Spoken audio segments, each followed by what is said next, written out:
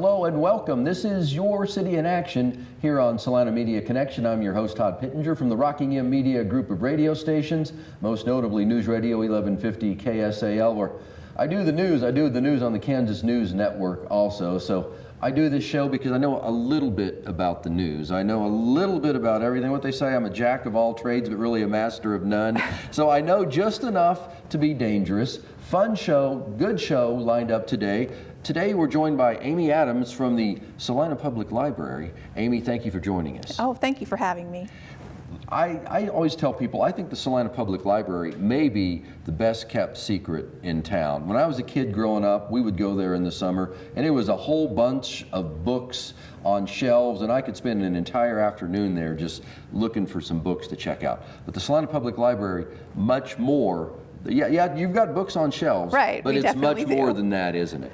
Yes, we definitely still value having books available for our patrons, but the libraries have really evolved into becoming kind of community centers for the public, and we offer a lot of diverse programming really for the whole age range. Right. So first of all, tell me, how does one go about getting a library card? Because you can't have access to any of this cool stuff without a library card, right? That's right. Well, keep in mind now, you can still come to any of our programs or enjoy our spaces without a library card. We don't card you at the door. Right. But if you want to check out materials, you do need a library card, and you can do that in one of two ways. So you can come in and see us in person, just bring your ID with you. If you're bringing your kid in to get a library card, you as their parent or guardian will need to sign off and say, you'll be responsible for those fines if anything's overdue. And then we also have the option to get what we call a virtual library card on our website. So you can go online to salinapubliclibrary.org, and there's a form that you can fill out there, and then we'll mail you a card. And that lets you check out any of our virtual items. So like ebooks, digital audiobooks, even music and movies, you can use that card for. And then if you ever want to check out physical items, we'll just update your account a little bit when you come in to visit us, and you can do that as well. All right, tell me, you mentioned a little bit, what sort of things are there to check out other than books? All right, so maybe one of the secrets for a lot of the community is that we do offer digital items that you can check out. So if you love reading on your phone or listening to audiobooks, like I'm a mom, so like I listen to audiobooks a lot when I'm cooking. I'll travel a lot. I like to listen to audiobooks when I'm in the car. Or at the gym is another popular place for those books. You can go onto our website, and we have several services where you can search and find a wide variety of books or those audiobooks. There's some movies, television shows, even music that you can virtually check out. And you can use your phone or tablet or your laptop to consume all of that material.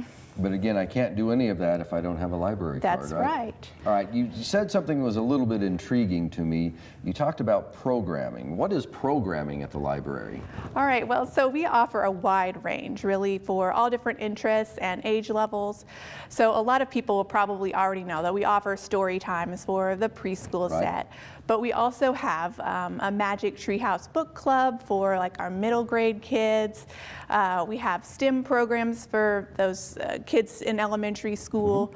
We also have a wide variety of technology programs. So if you're an adult and say you've been using Microsoft products your whole life, but your company is switching over to Google Docs and Google Sheets, and you need to learn how to use that, we have classes on those basic level technologies.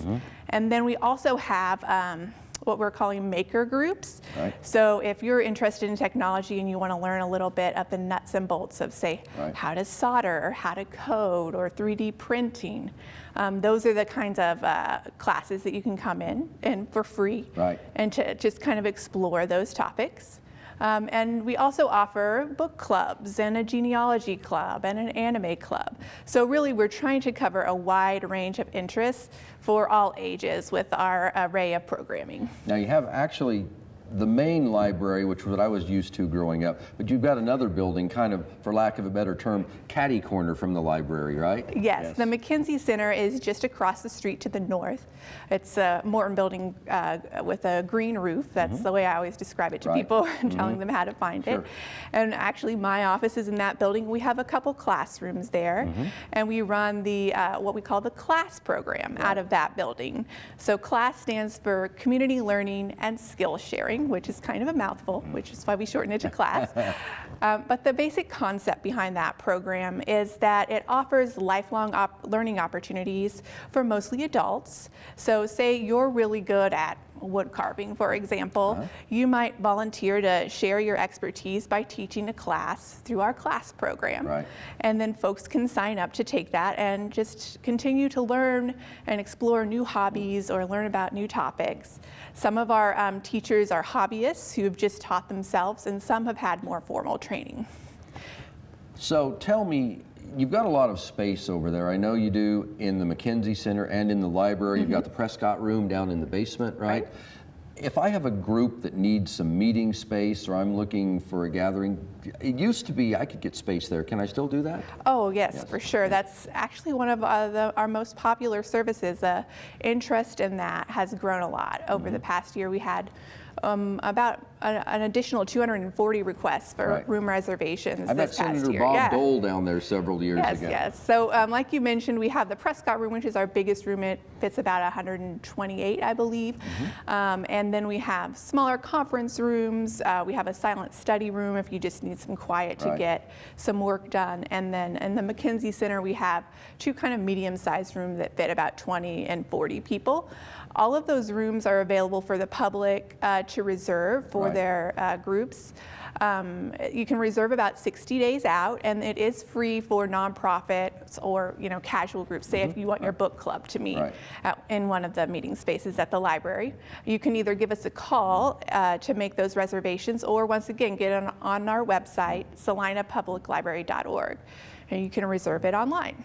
And how can I find out more online about some of these classes you talked about? I know you've got a huge range of classes, right? Yes. So again, our website is a great resource to find out more information about what all is going at the library. You can click on, right on the homepage, there's an events button, and you can browse through there. For our CLASS program, we do have a page that talks specifically about the CLASS program. All of those do require registration, and most of them require a small fee. And so you can register once again right through the website, or come and see us in person at the McKenzie Center. Also, another great resource for keeping tabs on what's going on is that we do produce a quarterly calendar. So right now, we've just put the calendar out for spring. So spring is kind of a loose definition. It's February, March, and April. It doesn't quite feel like spring yet. In this day and age, you never know what the season is, it seems like. It seems like it's changing from day to day. So that will include listings and descriptions on all of our programs and classes, and it's kind of organized by age group. So if you have kiddos that you're looking for events for, you can just flip right to those pages, or if you're an adult looking for a tech class, you can browse through those there as well. And those are available to pick up at the library.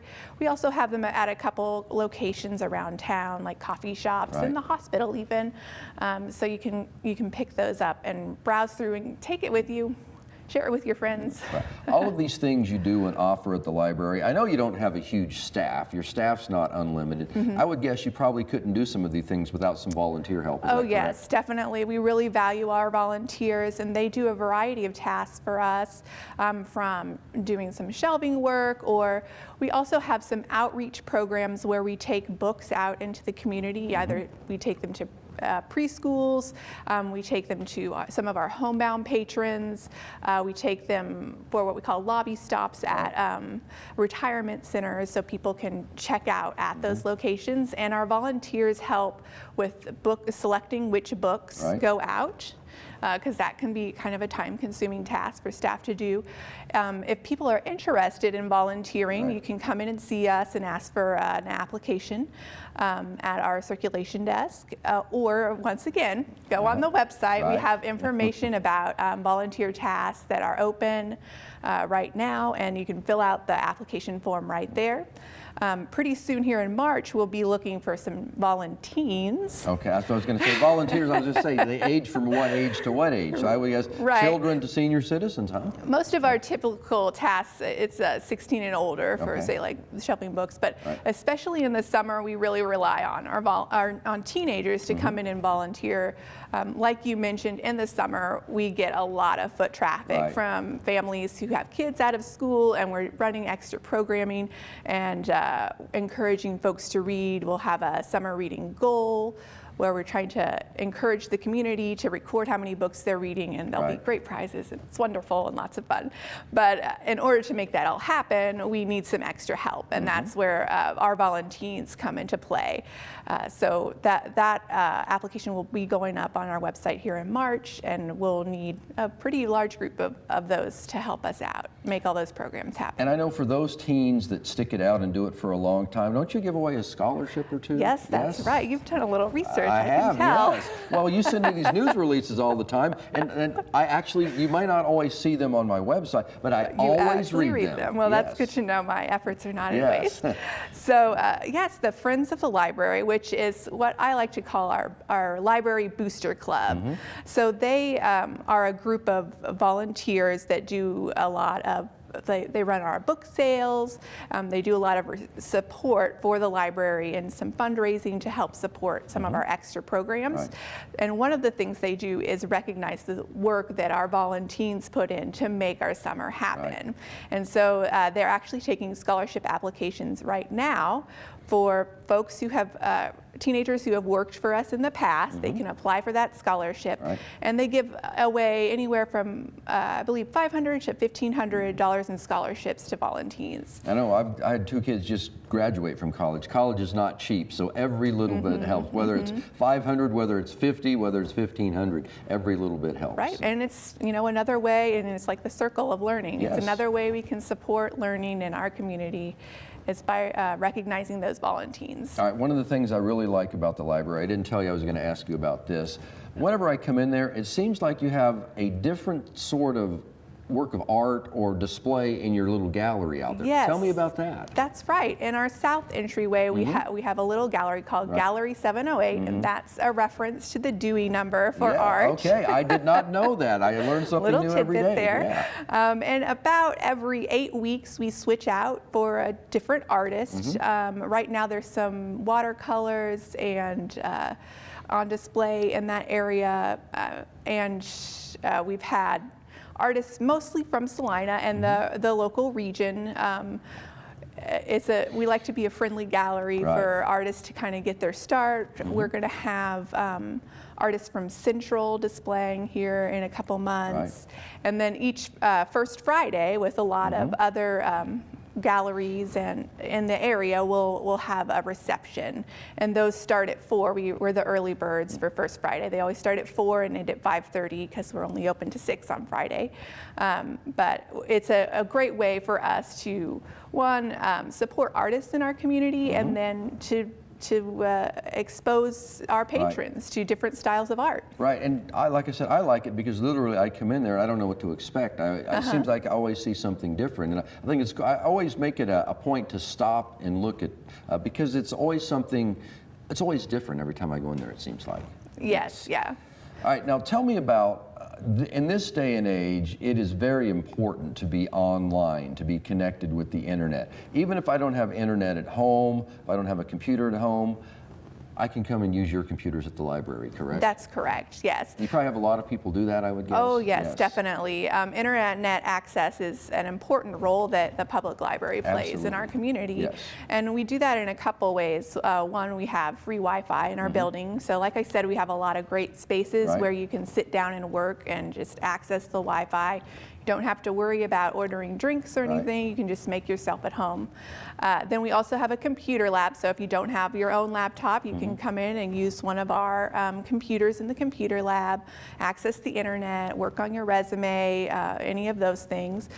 Then we also, another unique item that we check out is we have mobile hotspots that patrons can check out with their library card.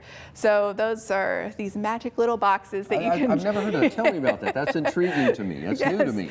Well, I'm not an expert on the tech end of it, but right. you check out the mobile hotspot, you take it home, and it gives you Wi-Fi access at home. So you can have that for, and of course you have to return it. Right. And then check it out again. But those are extremely popular. We have, at this point, 61 in circulation. Right. So our time is winding down here. Give me your final thoughts. If somebody's watching, you want them to remember one thing about the Salina Public Library, what would that thing be? The library is your place. This is the center of our community. We're an open space for people to come, enjoy, pursue their entertainment pursuits, pursue learning, pursue community connection. And we just really invite everyone to come explore everything that we have to offer. And again, throw out your website so people can find out more information? Yes, definitely. Head online to salinapubliclibrary.org to find all that the library has to offer. Amy Adams, Salina Public Library, thank you for joining us. This has been Your City in Action. Thank you for watching here on Salina Media Connection.